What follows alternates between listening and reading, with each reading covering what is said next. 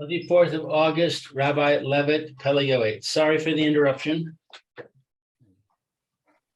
So in truth, it is hard to blame the common people for this deficiency.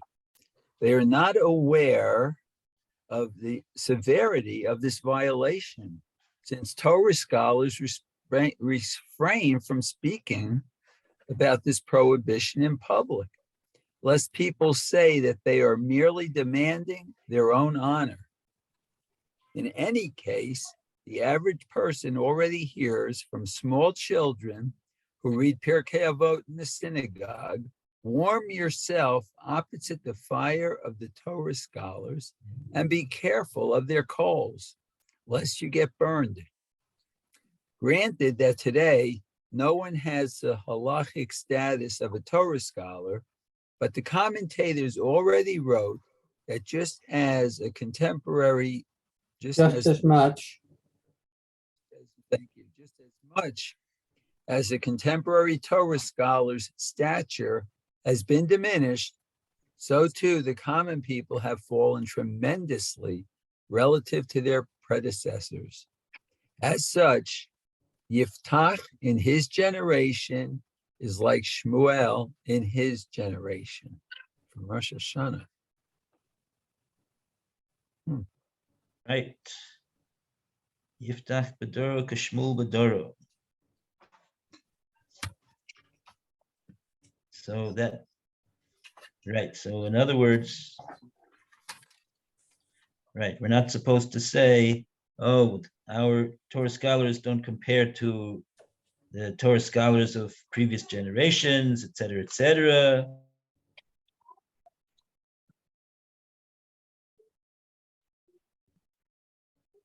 Must remember there's no Torah scholars now. I mean, we look at the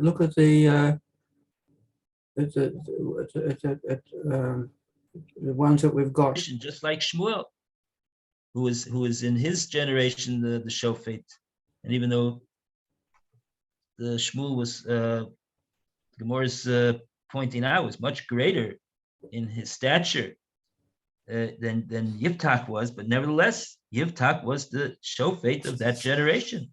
That was his position, and therefore he's the Pele Yoetz is saying over here that he should be the same should apply. This pasuk of Es Hashem Elokecha Tira should also apply to the Rabbos Talmidei Chachamim, would also apply to Yiftach just like it does to Shmuel. So again, what's the definition then of a Torah scholar? Well, yeah, that's a good question, actually. What's the definition of a Torah scholar? And who fulfills it today? It must be. Yeah. I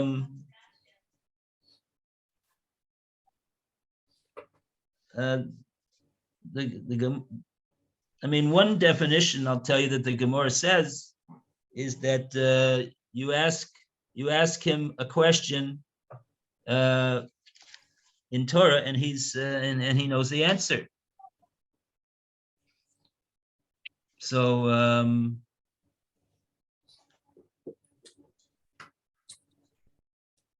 that's a Talmud Chacham. That's someone who is fluent in the Torah, and of course the other Gemaras speak about the not simply the Torah knowledge of a Torah scholar, but the madrega, the spiritual standing of the Torah scholar. He's not simply a somebody who knows a lot of information about the Torah. He is a living embodiment of the teachings that he knows. That's a true Torah scholar. He has to have the proper the midos that the Torah says to have. He has to have the proper Torah outlook that the Torah delineates to have. Many requirements other than simply raw Torah knowledge. But so the whole appraisal of the Pele Yoetz, who says that there's no such thing as Talmidei Chachamim in our generation. He's already talking about 200 years ago. So, like he said before, he said he said something similar to this before, and so we answered that. We said that there's different madregas, there are different levels of Talmidei Chachamim, and certainly the Gemara also says that there's such a thing as Yeridas Adoros, that the generations, as they go further and further, are less and less in their spiritual standing. And so it stands to reason that the Talmidei Chachamim of our generation are they don't compare to previous generations, but nevertheless, like the Pele Yoetz says, they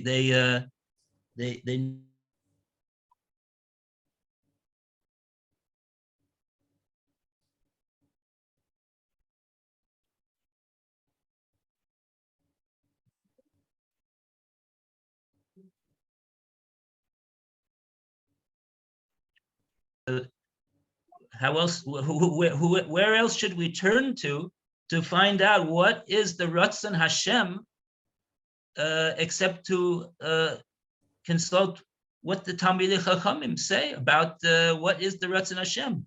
If we are truly interested in doing the Ratzon Hashem, if that's what's important to us, if we believe that what a person needs to do is to do the Ratzon Hashem, then who else knows better what the Ratzon Hashem is than Talmidei Chachamim? Because they know more about what the Torah says, which contains what the Ratzon Hashem is, than anyone else does. So why would we say, oh, this Talmid Chacham, he's not the same level as of previous generations? Well, that's just an excuse to really, the person is saying that he doesn't really care what the Ratzon Hashem is. Because if he would care, he would consult what the Talmidei Chachamim have to say about this issue that he's grappling with. What should be done? What should be said? What should be thought? Etc. Etc. What's he going to do? He's going to read a book about what Rebbe Kiva Eger said. Okay, but who knows better what Rebbe Kiva Eger says, and what the Chassam Sofer says, and what Rebbe Chanan says, and what all the Gedolim of previous generations? Who knows better who can understand what they meant better than the Talmidei Chachamim of our generation?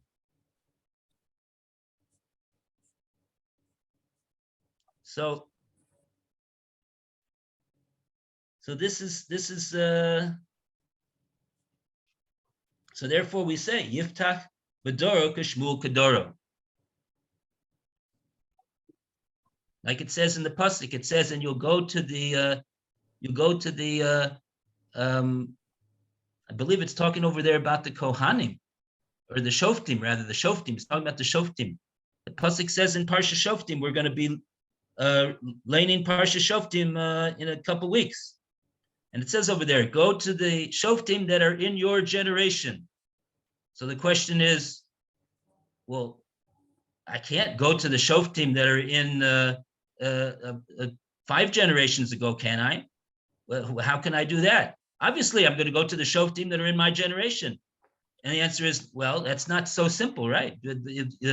If someone says, oh, why should I go to the Shofet in this generation? He's not the same as the one 5 generations ago. But that's a big mistake. The Torah is saying you have to go to the Shofet in your generation. Even though they may not be on the same level as the Shoftim of previous generations. But they may have more of an insight into the generation that they are in.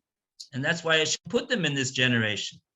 Hashem placed all of the leaders of every generation. He handpicks them for the generation that they are in. And there's a reason for that. And Hashem knows best. So if we think that Hashem knows best, and we think that he knows how to choose which leaders each generation has, so then we should rely on Hashem and go to the leaders in our generation and not say, oh, they're not as good as the ones of previous generations. Okay. Thank you.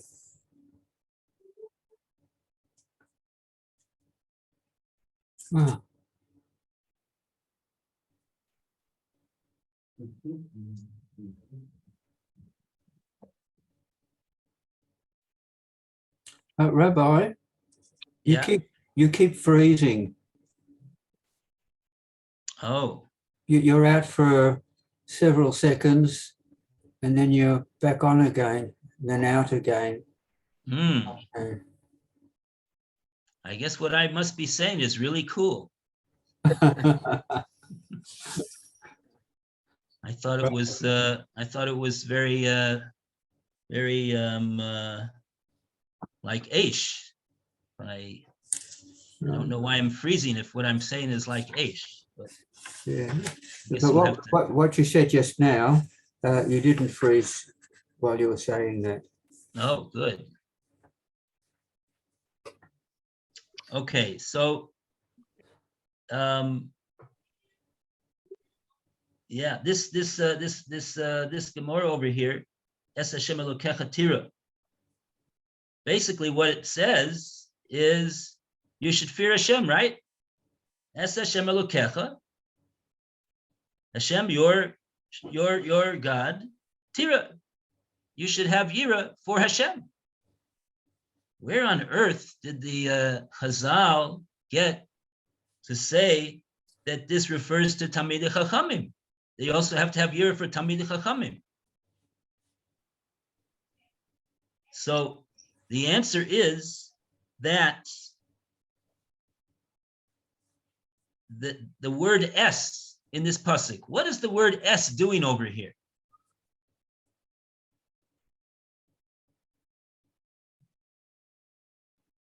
What is the word es doing in any Hebrew sentence? Actually, it points to Points to the direct object. Oh, very nice. So over here too, it points to the direct object. What's the direct object of this pasuk? Hashem. Hashem.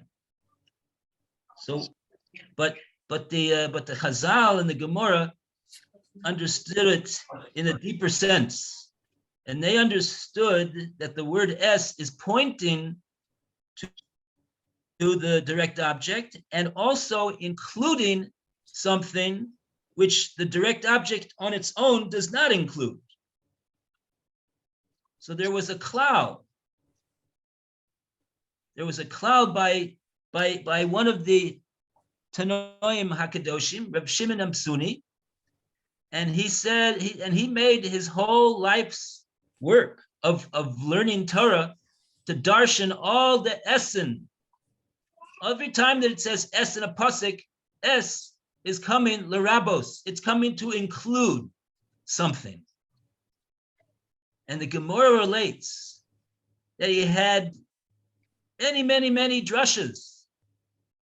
They could of es coming to include all sorts of different all different sorts of halachas.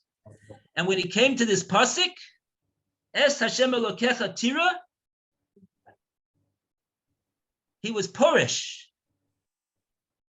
He threw away all of his notebooks and all of his drushes, and he said, I'm wrong. Everything that I've innovated in my entire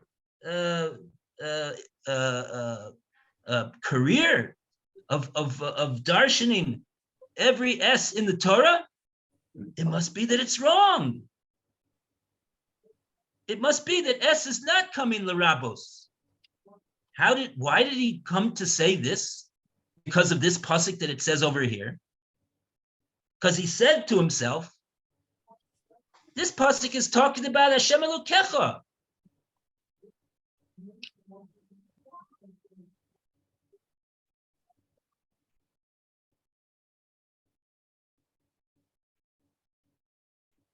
And Hashem Elokecha is frozen.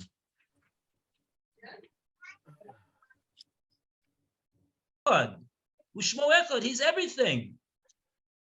Eino Bilvado. Oh, here comes Alan. Alan must have felt the fire over here. And so the Gemara relates that Reb Shimon Suni, he was porish from all of his drushes. And then the Gemara says, "Good morning, Alan." Morning. Sorry I'm late. Well, we're happy that you're able to come. Thank you. And you're even 15 minutes early from the share that we had last week that started at 11:15, I think. Anyway. Okay.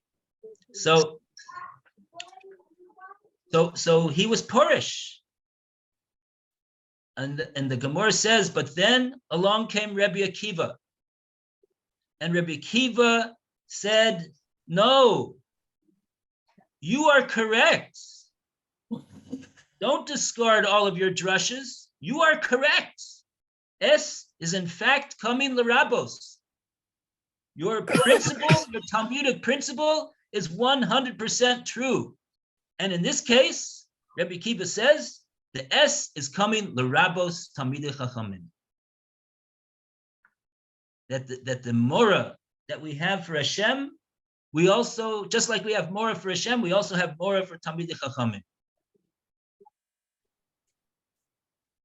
And the reason is because if we want to know what Hashem has to tell us, if we want to know what the Ratzon Hashem is, the Talmidei Chachamim, they're the ones that could tell us. Hashem prepared them in this generation to be able to tell us what it is that he wants. And so if we have reverence for Hashem and we have reverence for Ratzon Hashem, we should also have reverence for Talmidei Chachamim. It is appropriate, said Rabbi Akiva. So he darshaned es Hashem Elokecha tira l'rabos Talmidei Chachamim. Rabbi Akiva. Okay. Did he publish his findings in the end?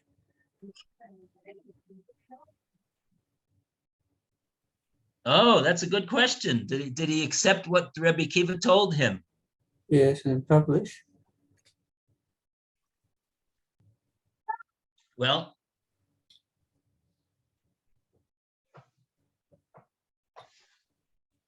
where do we find all the S's of all the drushes of S, the Rabbos? Where do we find that they're attributed to Shimon Suni? You have to take a look in the. Presumably, he accepted what Rabbi Akiva said because Rabbi Akiva was Yes. he was certainly the Torah scholar of the generation, and that was for sure.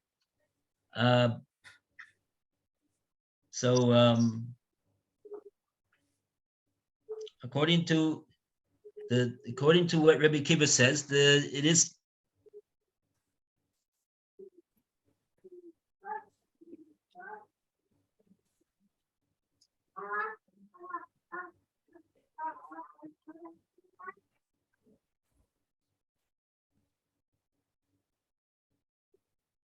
Include something, to include a din, to include a certain halacha.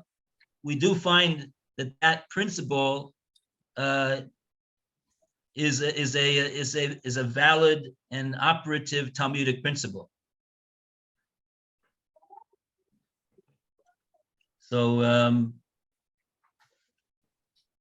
it's reasonable to assume that that he did accept what Rebbe Kippur said.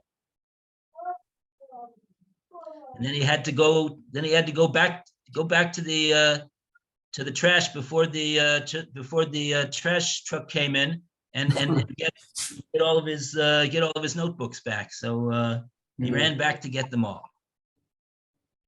It's a nice picture. So that's the S, the story of the S. Okay. All right, so now we are up to, we have a round of applause for page 63 and Mora. Mora of the Mora. Yes, by the way, the word for in modern Hebrew for teacher is Mora, but that's not with an aleph. That's with a hey at the end,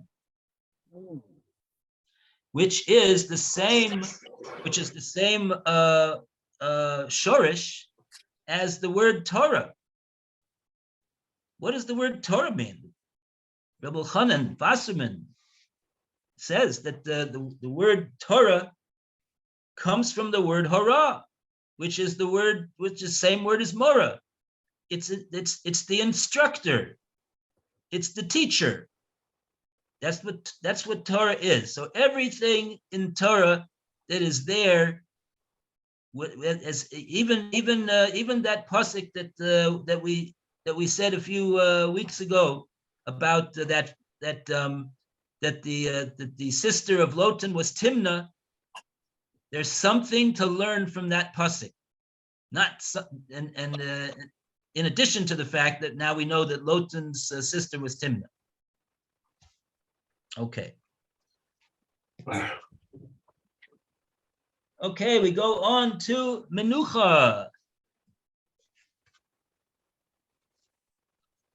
Menucha, and we continue with Roy. Menucha, serenity on page 64. Start off for us, please. Menucha. Serenity is good, as our sages in Pesachim said. Eat onions and sit in the shade. The commentators in Chavot HaLevavot and Shah HaBitachon already related the story of one pious man who used to pray, "Save us, O Hashem, from the scattering of the soul." This refers to the scattering of their money, which is the scattering of the soul. The verse in Mishlei 17:1 says, "Good is parched bread that has calmness in it." The sages in Kedushin said a person should always teach his son a clean and easy profession, and he should pray to the one who owns wealth and property. A person who believes in God trusts him in truth and with total faith that he is the one who gives strength to acquire wealth. There is nothing that can prevent God from saving a person, whether a lot or a little. If he runs like a deer, toils to become wealthy, and exerts great effort, nonetheless, one who increases his efforts does not have more than what heaven allotted to him. And the one who decreases his efforts does not have less than what heaven allotted to him. Every man should choose the path of serenity because it is better for the service of Hashem. One should not go on the path that afflicts his strength and shortens his years. As it is written in Tehillim, "He afflicted my strength on the way, he shortened my days." All of the roads have an assumption of being dangerous. If heaven saves him with a miracle, it is subtracted from his merits. Woe to a man who loses merits in order to earn money. How many incidents occur to people who travel? Most importantly, one who travels loses tremendously due to his inability to serve God and to pray with a congregation while he is on the road. His journey will not be successful. A popular aphorism states, "In a place where there is no Baruch Hu, there is no blessing." In truth, the verse says, "Blessed are those who dwell in your house."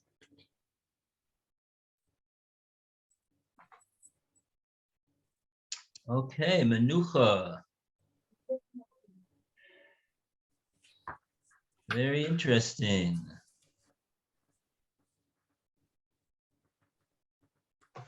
So, achol batseil, v'shav shev batseil. That's a good spot. We're gonna sit and read the story. That's the Gemara in Psachim.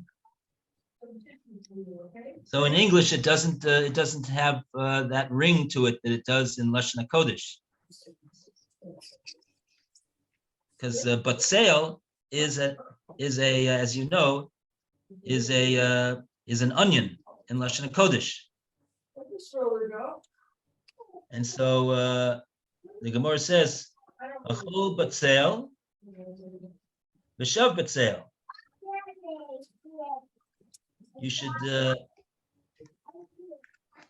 all of you, everything you're eating, you're sitting, your activities should be batseil, not with onions, but batseil in the shade. What does it mean in the shade?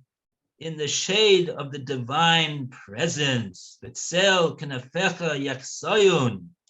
When we put on a talis and we say that pasuk. So this is what we are, this is our emunah and our bitachon, that Hashem loves us to no end, each one of us. And he's protecting us, and he cares about us, and he's watching us and loving us, and everything is going according to the plan, and we are being cared for. We're being held in our mother's arms. We don't have any worry. We don't really have anything that bad that could happen to us. Everything is orchestrated by the conductor, and so that's achol batseil and shev batseil. That's the Gemara over there.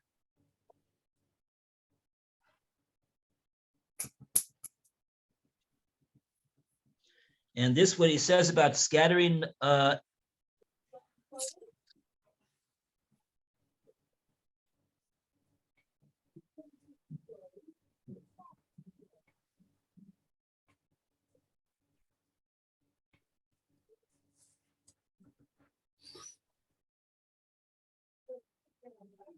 save us Hashem from the Pizor HaNefesh. Pizor HaNefesh. What does it mean, Pizor HaNefesh? So the Pizor HaNefesh is a person who is not, who doesn't have this menucha. He's always worried about something. He's always anxious about something. He's always upset or aggravated, or all of these things are things that befall one who is who the Chovos Halevavos says doesn't have the spitz of emunah and bitachon, which is all of us, and that's why we have all those emotions. But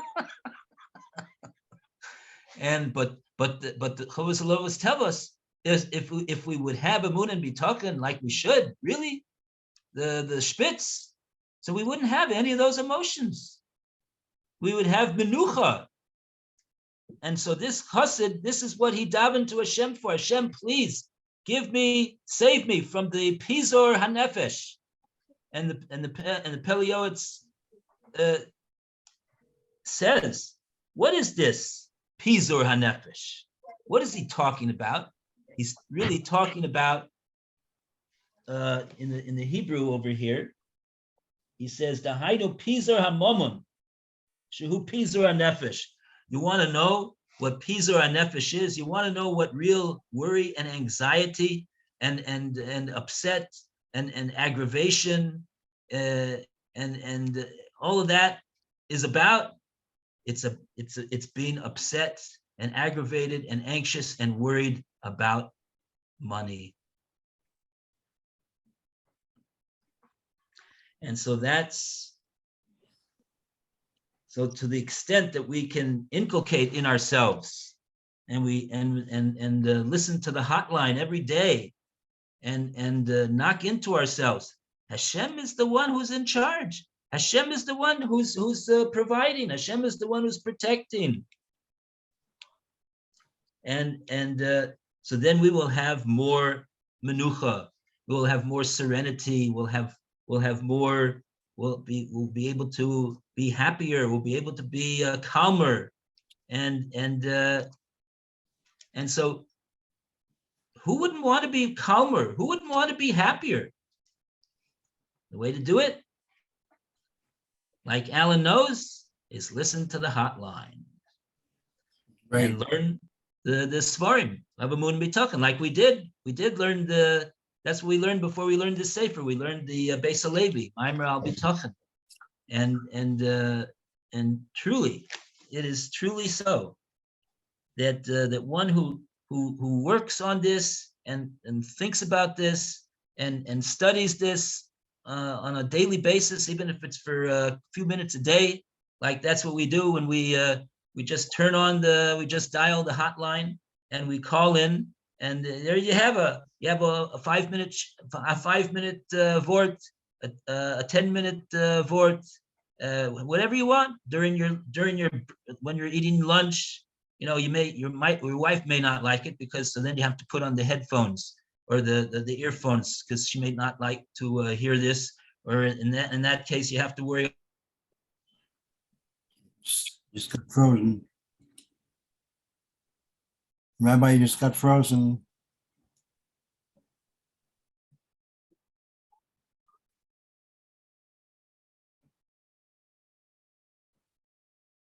Okay. That's the way. That's the way to do it. Yes, right, Alan. Right. See, Right. Alan agrees. Read the Pesukim every day. I read two every night before I go to sleep. What's that? Two? Pesukim is at the back of the book. I read 2 every night before I go to sleep. Of the Beis HaLevi on B'Tachan? Yeah. Mhm. There, wow. Very good. That is a good idea. Wow. So you're constantly reviewing and keeping in mind the principles. That's fantastic. That's a great idea. Yeah, that's right. Actually, I started that. I started that. I think it was a few months ago. We wanted to. My wife and I wanted to learn something together, and I said, "Why not the Beis HaLevi, Ma'amar B'Tachan?" She said, "Fine." So we started it, and we did the first one, and then we did the second one, and then I don't know what happened. We're not doing it anymore. That's what happens. That's what happens. You have to keep getting back to things. So today is the best time to get back to things. So let's do it. Okay. All right. So we go to the next paragraph, and we call upon Lou to continue for us. Likewise, someone who trusts in God and believes in him with total faith should choose a clean and easy profession, or a type of business which does not require excessive effort and running around. All the more so, a person should choose a job that will not cause him to miss praying Shachris, Mincha, and Arvit with the congregation. Oh. Right. Okay.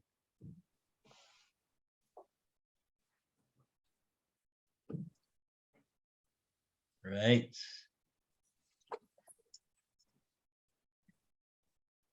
Okay. Okay, so we'll go on to the next paragraph.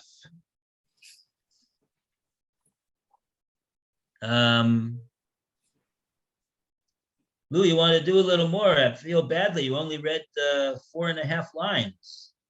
Okay, and he certainly must never act unethically in his work. Heaven forbid. He must not say that someone who does not do this illegal act will not have bread to eat. One who says this speaks falsely. A man lives by what comes forth from God's mouth. There is nothing that can prevent God from saving an individual. On the contrary, one who trusts in God and does that which is right will be sated with bread and goodness. Behold, everything is based on a man's actions. Sometimes the decree was that his provisions should come through his toil and effort, and that he will have a scattering of his soul. A man does not injure his finger down below unless it has been decreed above. But in truth, the sages said, in the way that a person wants to go, he will be led by heaven. As such, a person has an obligation to make a courageous and powerful effort to achieve his financial success. At the same time, he must be satisfied with the minimum of material things in order to achieve serenity, harmony, and calmness, which is good for the service of God. God will not withhold goodness from those who walk with trust.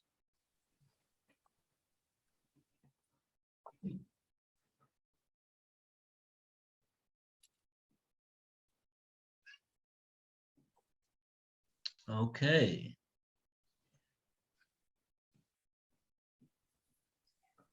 Very interesting what he says over here.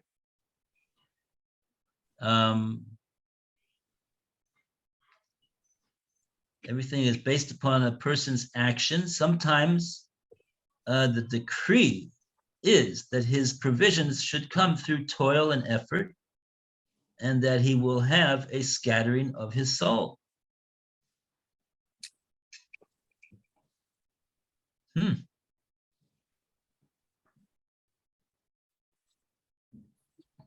That's his decree. So could he change the decree? Not so easy. But okay.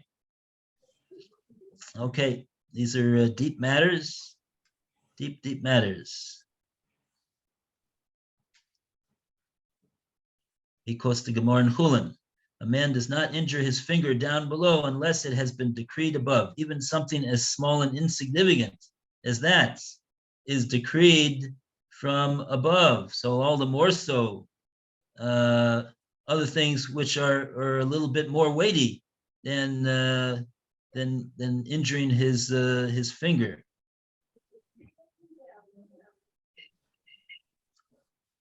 Are decreed above. So, okay.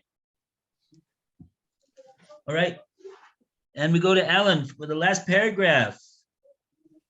The primary serenity that a person should seek, the serenity of the world to come. Therefore, one should bow his shoulder, bear the yoke, and he will not weary. One must not despise admonition, and he should consider the reward for a mitzvah versus its loss. 1 hour of pleasantness in the world to come is better than the entire existence of this world.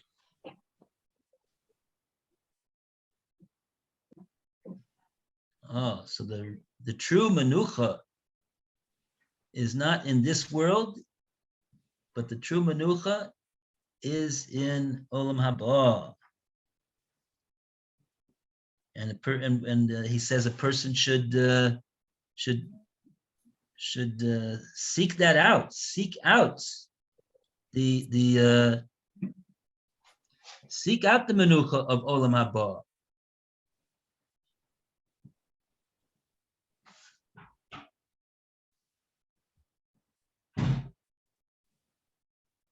Okay. Okay, Alan. A round of applause for Menucha. And page 62. and 60 or 61 rather. Still on 62. Huh? 64 and 65. Oh, Just I'm sorry. Yes, right. finish the top of 65. Yeah, I see that I should have gotten bifocals. I got these just long range glasses, but okay. So since Alan only read One paragraph, small one paragraph. small paragraph, so Okay. Mitzvos. Fortunate is the man who fears Hashem and desires his mitzvahs greatly. Tehillim 12:1. The man who is a Jew and believes in Hashem, that he gives a good reward to those people who keep his mitzvahs, and a bad and bitter punishment to those who violate his mitzvahs. Should run to do a mitzvah and make an effort to perform it all with all his heart, with all his soul, and with all his possessions, even more than one who makes an effort to earn 1,000,000 golden coins or runs after life itself, because so great is reward for the mitzvos. wow, that's the pasuk in Tehillim.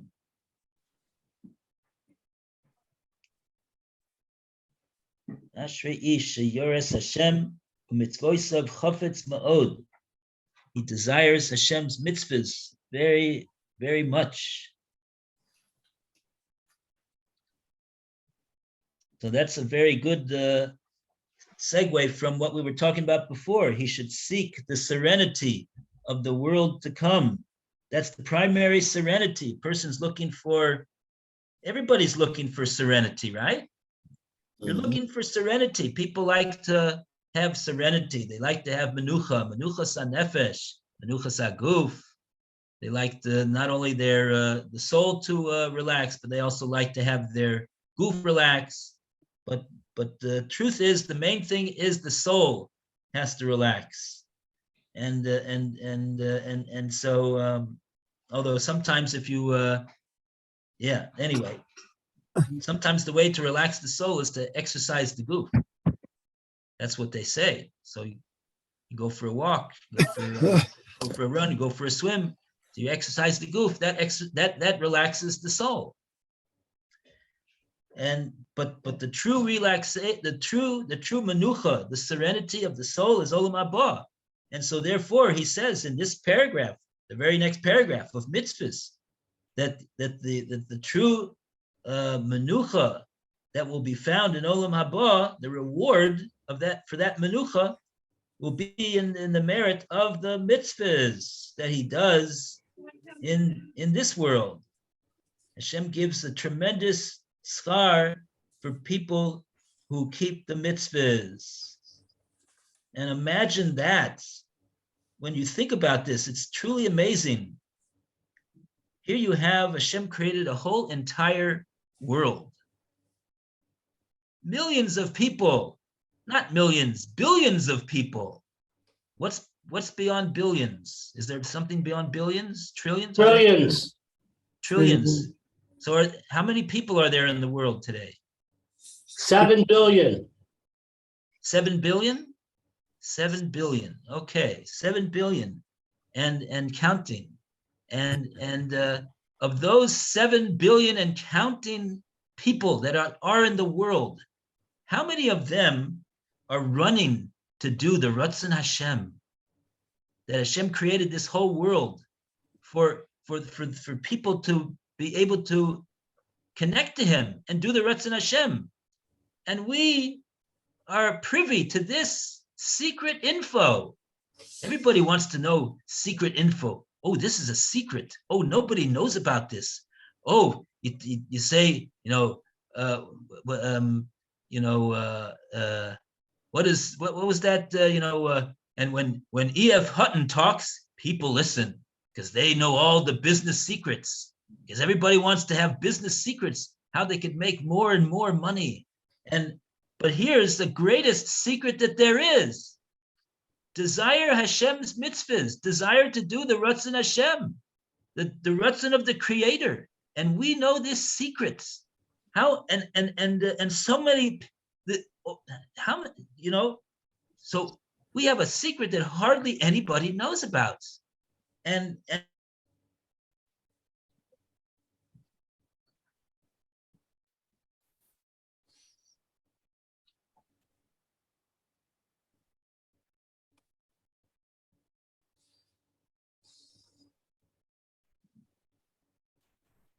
he says, Rabbi, I hear that there's a principle in Torah. You go according to the majority, right?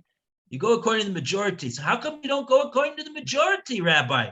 The majority of the world, they don't do any mitzvahs. They don't do any commandments. They just do what they want. So go according to the majority, Rabbi.